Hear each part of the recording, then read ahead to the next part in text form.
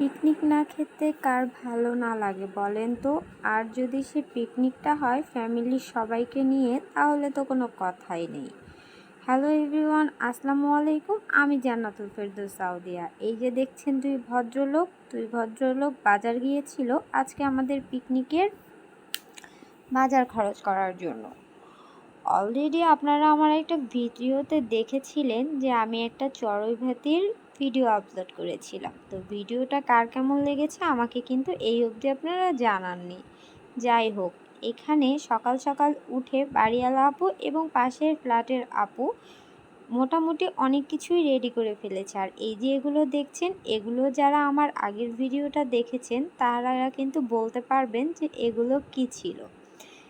সব কিছু রেডি হওয়ার পরে আমরা নিচতলায় নেমে এসে ঠিক করলাম যে যেহেতু সবজি আইটেম করব, তো সবজিটা কেটে নিতে হবে। তো সীমা আপু এবং আমি দুজনে মিলে সবজি কাটা শুরু করলাম। অলমোস্ট আমার সবজি কাটাটা শেষ। এখানে বড় আপু আমাদের জন্য গরুর মাংসটা আলাদা আলাদা করে মাখাচ্ছে, যেন খুব তাড়াতাড়ি করেই গরুর মাংসটা হয়ে যায়।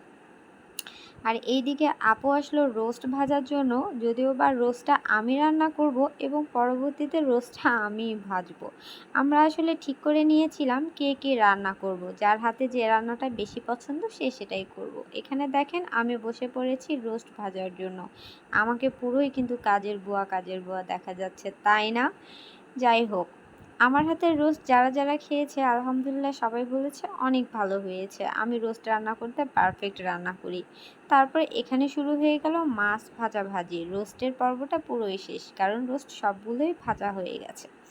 তো আমার ভিডিওটা কিন্তু আপনাদেরকে সবাইকেই কম বেশি পুরোটাই দেখতে হবে, না হলে কিন্তু আপনারা এটার মজাটা থেকে একদমই বাইরে চলে যাবেন।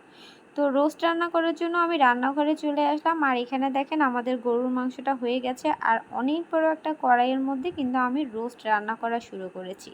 কিন্তু এইদিকে আমাদের কারেন্ট যে কী পরিমাণ বিরক্ত করছিল তা বলার মতো না। তার উপর আবার মালিয়াত সে নাকি বলবে আমি ভিডিও করতেছি দেখে সে বলে বলে দিবে যে কিভাবে কি রান্না করতে হয়।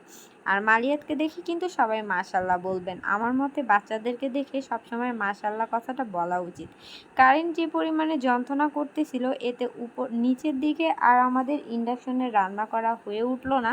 তাই আমরা যে যারভাবে রান্না করা উচিত সেখানে এক একজন এক একটা করে আইটেম নিয়ে তার ঘরের গ্যাসের চুলায় চলে গেলাম। তো আমি যেহেতু রোস্টটা রান্না করব, তাই আমি রোস্ট নিয়ে চলে আসছি আমার বাসায় রোস্টটা রান্না করার জন্য। এখানে মোটামুটি গ্রেভিটা আমার কমপ্লিট হয়ে গেছে। আর এইদিকে আপু যেহেতু ভিডিও করে দিচ্ছিল, তাই বারবার বলতেছিল আমার দিকে তাকান, ভিডিওটা কেমন হচ্ছে দেখি। তো এই যে আমার রোস্টটা অলমোস্ট শেষ। আর এখানে আমার গোসল টোসল সব কিছু করে নিচে নেমে এসেছি সবাই একসাথে খাবো বলে। সবাই থালি প্লেট বাটি নিয়ে আসছি। পিকনিকের আয়োজনটা বরাবর এমনই হয়, তাই না? তো এভাবে পিকনিক খেতে কার কার ভালো লাগে অবশ্যই কিন্তু আমাদেরকে কমেন্ট করে জানাবেন। আর দেখেন আমরা সবাই মিলে কিন্তু খাওয়া শুরু করে দিছি। আর কেমন লেগেছে ভিডিওটা সবাই কিন্তু আপনাদের মতামত জানাবেন। আর আমার কিন্তু বেশ ভালো লেগেছে সেদিনের দিনটা। এভাবে মাঝে মধ্যে একটু যদি পিকনিক করা হয় তাহলে কিন্তু মন্দ হয় না, বলেন?